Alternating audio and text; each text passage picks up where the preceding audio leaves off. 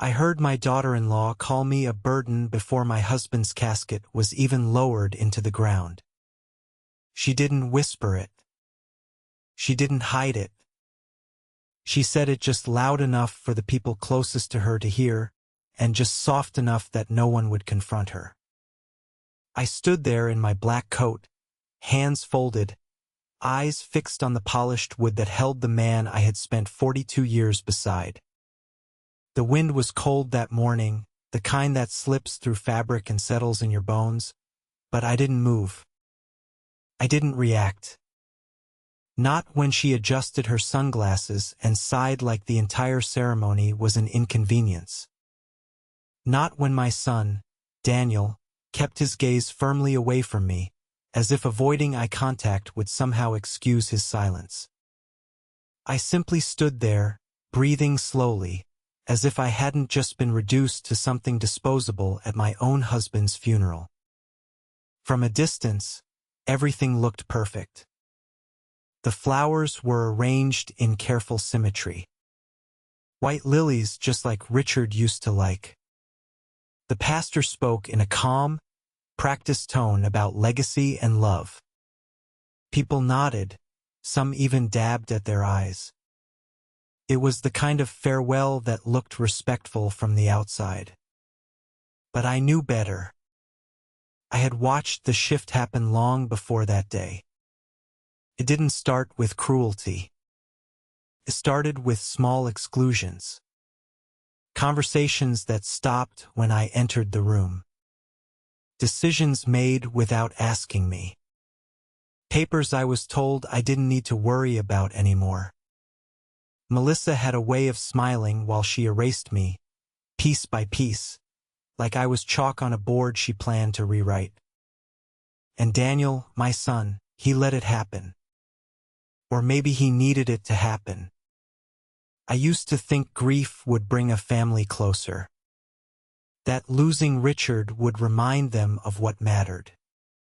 But standing there, listening to that single word echo quietly in my mind, burden, I realized something else entirely. They had already moved on. I was just the last piece left to remove. A few feet away, near the line of black cars, I noticed a man standing with a leather folder tucked under his arm. He wasn't part of the family. He wasn't mourning. He was watching. Our eyes met for half a second before he looked down, as if the moment wasn't meant to happen yet. I recognized him immediately, though no one else seemed to. That was the thing about being overlooked. People assume you stop noticing. They assume you stop understanding. Melissa thought she had control. She thought everything had already been decided. But she didn't know what Richard and I had put into place long before his health began to fail. She didn't know what that folder contained. I lowered my gaze back to the casket as the final words were spoken. The ceremony was ending. People began to shift, to step forward, to offer condolences that felt rehearsed and distant. Melissa slipped her arm through Daniel's, already guiding him away, already planning the next step of her carefully constructed future. I let them go. I let all of them believe exactly what they wanted to believe. That I was alone. That I was powerless. That I was, as she said, a burden. I didn't correct her. I didn't need to. Because some truths don't need to be spoken out loud. They just need time. I stayed until the last car pulled away, long after the polite condolences had faded into silence and the gravel beneath my shoes had settled again. And for a moment the world felt still in a way that was almost unfamiliar, like everything had paused just to see what I would do next. But I did nothing. I simply turned and walked toward my car, the same car Richard had insisted I keep even after Daniel suggested it was time for something smaller, something more practical, something that did not remind anyone of a life that used to be shared, And as I sat behind the wheel, I noticed my hands were steady, not trembling, not weak, just still, as if they had already accepted something my heart had not yet put into words. And I drove home alone, passing the familiar streets that no longer felt like mine, because somewhere along the way the house had stopped being a place I belonged to and had become something else entirely, something managed, something controlled, something I was expected to quietly step away from. And when I pulled into the driveway, the front door was already unlocked, which told me everything I needed to know, because Melissa never forgot details like that unless she wanted something to be seen. And inside the house it was quiet, too quiet, the kind of quiet that feels arranged rather than natural. And I walked through the living room where the photographs had been rearranged again. Richard's picture moved slightly to the side. Daniel and Melissa centered in a newer frame that I did not remember approving, and I paused there for a second, just long enough to take it in, not long enough to question it, because questioning had never changed anything, only observing had. And I continued into the kitchen where a folder sat on the table, not hidden, not even closed properly, just placed there as if it belonged to the house now and not to any one person. And I did not open it. I did not need to, because I already knew the type of papers they had started to gather in recent months, the kind that slowly remove names, the kind that quietly redefine ownership, the kind that assume no one is paying attention. And I reached for a glass, poured myself water, and stood there looking out at the backyard Richard used to take care of every Saturday morning, measuring things in inches, adjusting details no one else would notice, always saying that the smallest changes were the ones that lasted the longest.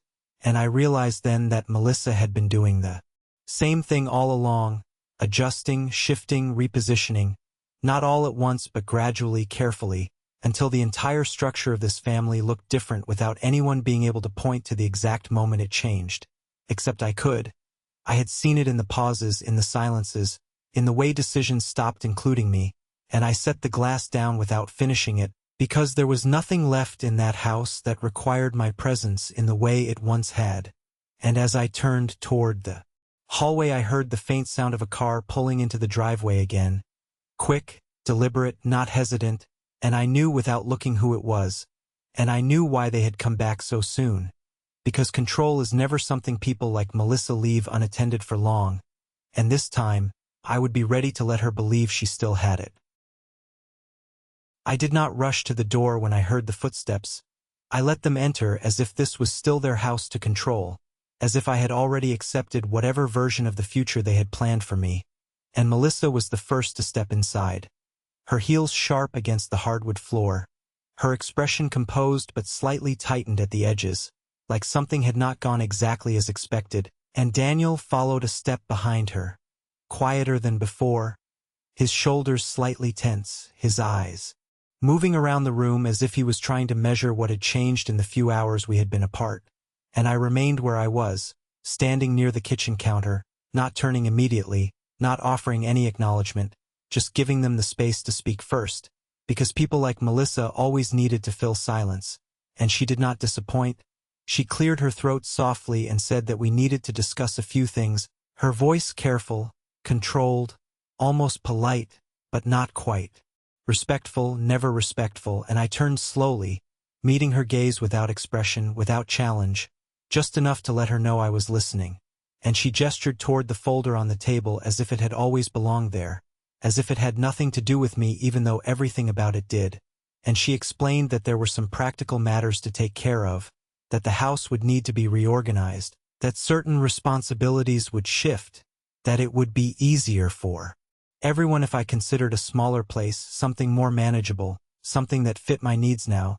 And she said it all with a calmness that might have convinced someone else that this was reasonable, that this was thoughtful, that this was even kind, but I heard what was underneath. I heard the quiet urgency, the assumption that I would agree, that I would step aside without question, that I would accept the role she had already assigned to me. And Daniel finally spoke then, his voice softer, almost hesitant, saying that it might be good for me, that it might give me peace, that it might be what his father would have wanted.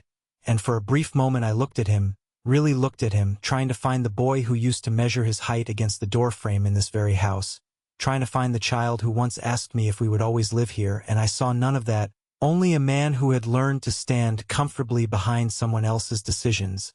And I nodded once, slowly, Not in agreement but in acknowledgement, because there was no need to argue, no need to correct them, no need to reveal anything yet, and Melissa seemed relieved by that, her shoulders relaxing slightly as she took my silence for consent, as she always did, and she moved closer to the table, placing her hand lightly on the folder, as if claiming it without saying so.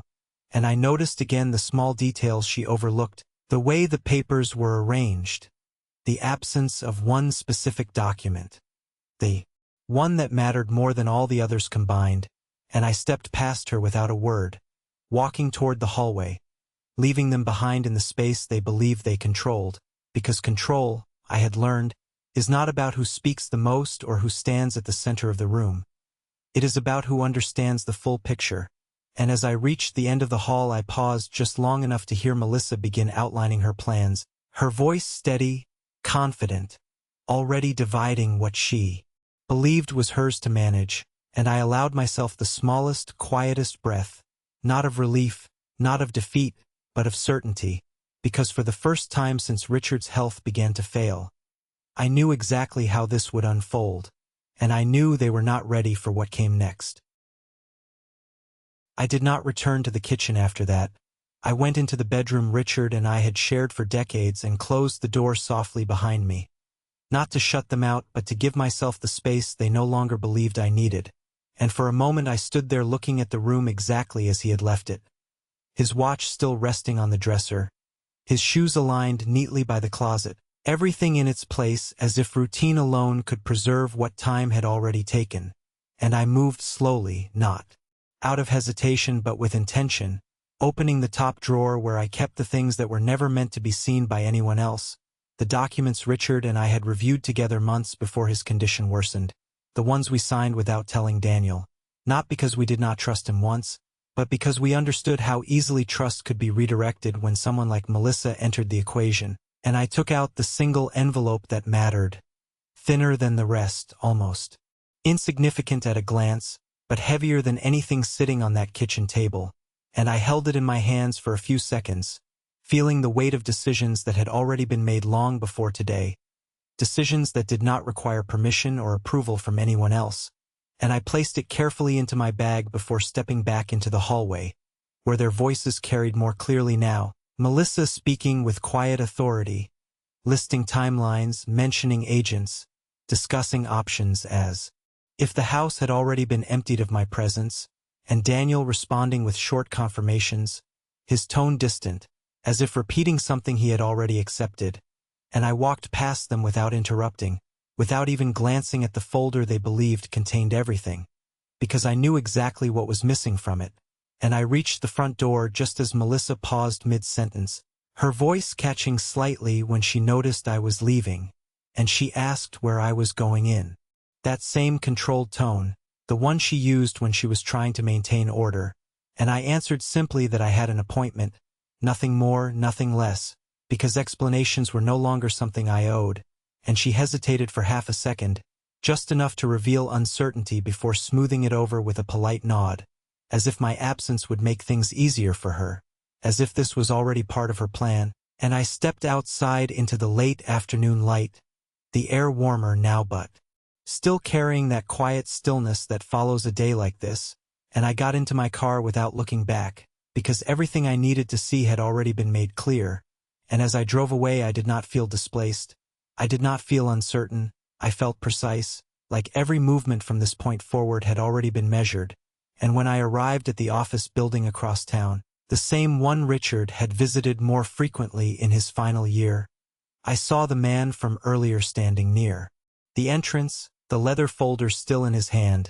and this time when our eyes met, he did not look away, he simply nodded once, as if acknowledging that the moment we had both been waiting for had finally arrived, and I stepped out of the car, closed the door quietly behind me, and walked toward him with the same steady pace I had carried all day, because there was no longer any reason to wait, only to proceed exactly as planned. He greeted me by my first name, not with sympathy, not with hesitation, just a calm acknowledgement that felt more real than anything I had heard all day, and he held the door open without needing to say anything else, because this was not a place for condolences. This was a place for clarity, and I stepped inside the building where the air was cool and steady, the kind that does not shift with emotions, the kind that keeps everything grounded in facts rather than feelings. And we walked side by side down a quiet hallway lined with closed doors, each one marked with names that carried weight in a way most people never notice until they need them. And when we entered his office, he gestured for me to sit, not across from him but beside the desk. A small detail that reminded me this was not a confrontation. This was a continuation of something already set in motion, and he placed the leather folder in front of us before opening it with careful precision, revealing documents that were far more complete than anything sitting back in that house. And I watched as he turned each page, not because I needed to review them again, but because I understood the importance of witnessing the structure, the design, the quiet architecture Richard and I had built long before anyone thought to question it. And he began to speak in a measured tone, outlining what had already been secured, what had already been transferred, what had already been protected under conditions that could not be altered by assumption or pressure. And I listened without interruption, because there was nothing left to negotiate, only to confirm. And when he reached the final page, he paused, looking at me not for approval but for readiness, and I nodded once, the same way I had nodded earlier in the kitchen. But this time it meant something entirely different, and he slid the document toward me, the one that tied everything together, the one that ensured no one else could redefine what Richard and I had decided together. And I signed it without hesitation, my hand steady, my name clear, not because I felt strong in that moment, but because I understood that strength had never been about reaction. It had always been about preparation. And once it was done, he closed the folder again, not with finality but with certainty, as if the outcome had been inevitable from the start. And he explained the next steps briefly, the timeline, the notifications, the formal processes that would unfold in the coming days. And none of it felt rushed. None of it felt uncertain. It was all precise, measured in exact terms rather than vague intentions. And as I stood to leave, he handed me a copy, thinner than the original but just as important. And I took it without looking down, because I already knew what it contained. And when I stepped back outside, the sun had begun to lower, casting long shadows across the parking lot. And for the first time that day, I allowed myself to breathe differently. Not deeper, not heavier, just differently, like the air no longer carried the same weight it had before. And I got into my car and sat there for a moment, not thinking about what had been said in the house, not thinking about the word Melissa had used, but thinking about timing, about how people often believe that control is something they can take quickly, when in reality it is something that reveals itself slowly. And I started the engine and drove away, knowing that by the time they realized what had already been set in place, it would no longer be something they could change, only something they would have to face. When I returned to the house that evening, the lights were already on, brighter than usual, as if someone had decided that illumination alone could create a sense of control.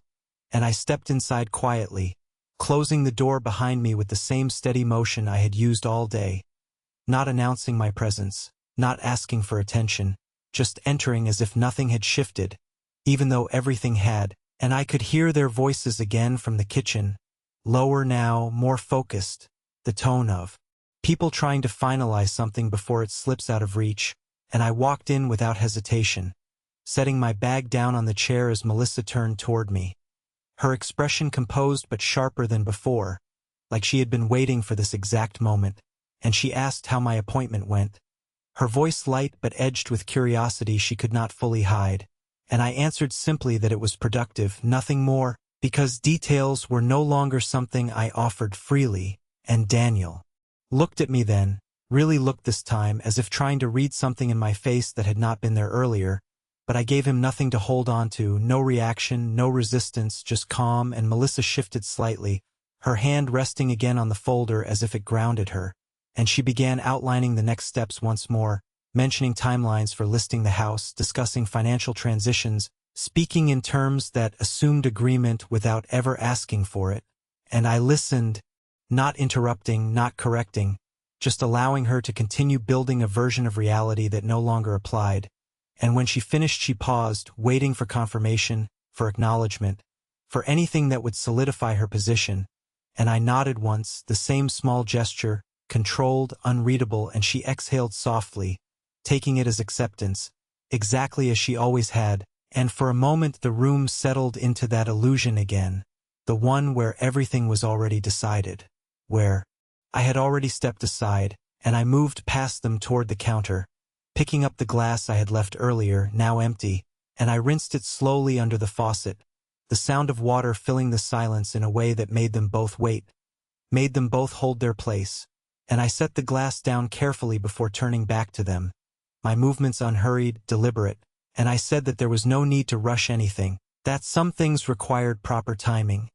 And Melissa smiled at that, a small, controlled smile, interpreting my words as hesitation, as uncertainty, as something she could manage, and she agreed quickly, saying that of course everything would be handled appropriately, that there was no pressure, even though everything about her tone suggested the opposite, and Daniel nodded along, quieter now, less certain, and I watched them both for a brief moment, not with anger, not with disappointment, but with clarity, because for the first time I could see exactly how they saw me, exactly what they expected, and exactly how little they understood, and I reached for my bag again, not opening it, not revealing anything, just placing my hand on it lightly as if it were nothing more than an ordinary object.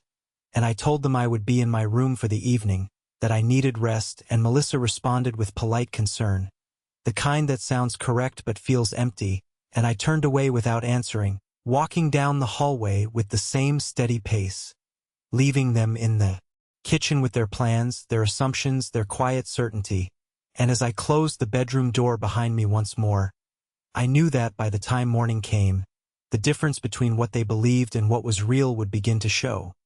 Not all at once, not loudly, but in the same way everything else had changed, slowly, precisely, and without asking for permission. Morning arrived without ceremony, just a soft gray light slipping through the curtains as if nothing significant had happened the day before, and I woke at the same time I always did, not because I had rested well, but because routine does not disappear simply because life shifts around it, and I moved through the motions quietly, dressing, making the bed, placing everything back exactly where it belonged, because order had always been my way of thinking clearly, and when I stepped into the hallway I could already hear movement downstairs, the low hum of conversation mixed with the sound of cabinets opening and closing, and I descended the stairs at an even pace, not rushing, not hesitating, just present.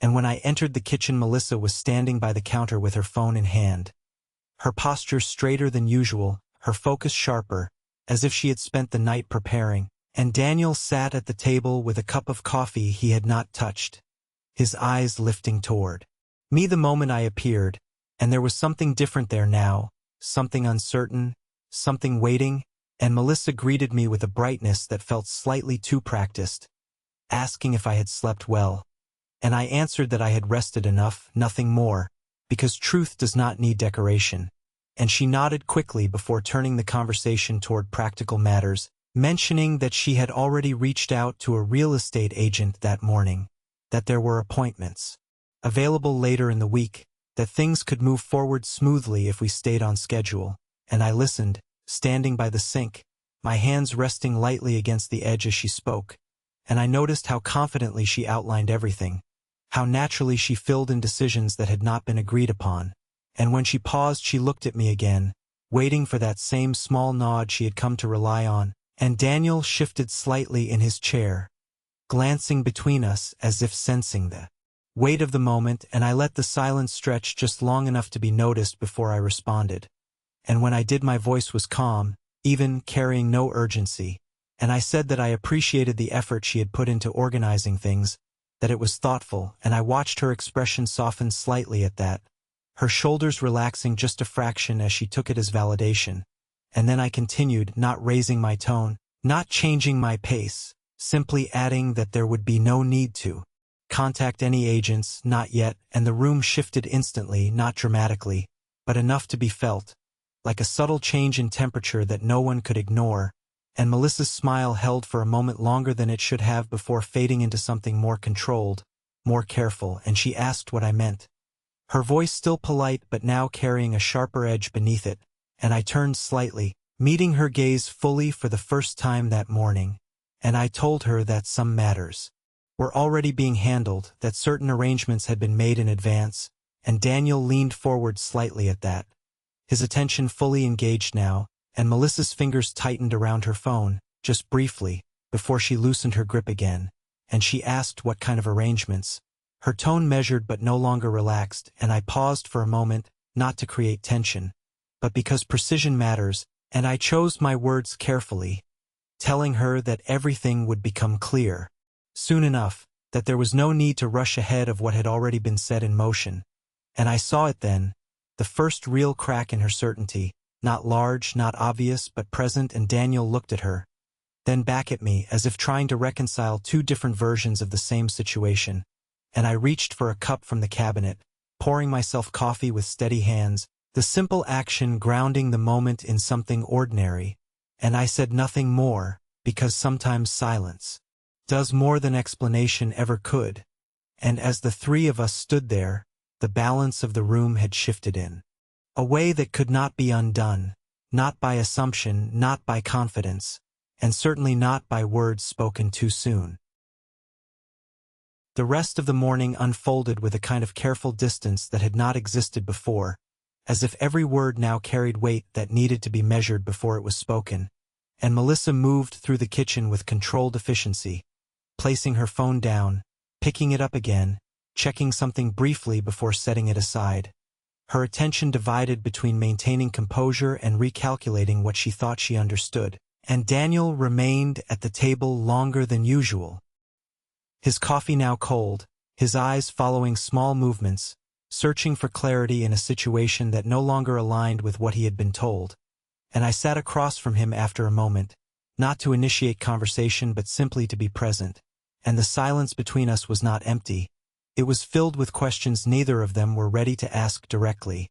And after a while Melissa spoke again, her tone lighter than before but with a careful precision that suggested she was choosing each word deliberately, and she said that if there were arrangements already in place then it would be helpful to understand them so everyone could be aligned. And I nodded slightly, acknowledging the logic in her statement without conceding anything further, and I told her that alignment requires timing, that there are processes which unfold in their own order, and that interfering too early often creates confusion rather than clarity. And she listened, her expression composed but tighter now, as if she were holding on to patience that was beginning to strain.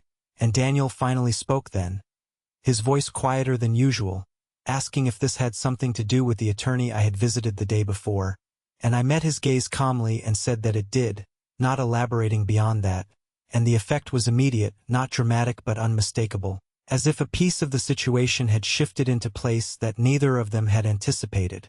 And Melissa leaned back slightly, her posture adjusting as she absorbed that information, her mind clearly moving through possibilities, reconsidering assumptions that had seemed solid only hours before, and she asked whether this meant the plan she had discussed would need to change.